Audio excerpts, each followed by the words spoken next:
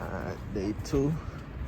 Trying to get this Audi. Got a multimeter and test the voltage on the battery. Hopefully that should work. It's 2007. Alright.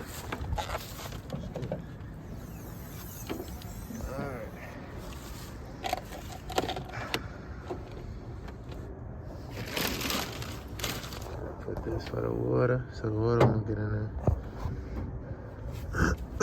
Didn't put the fuse in there yet. Probably should, actually, yeah.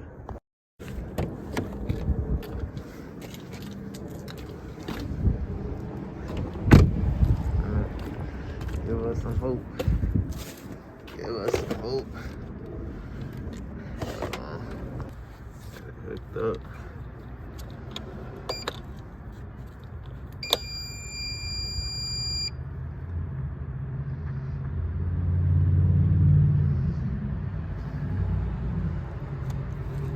The jump box dead too.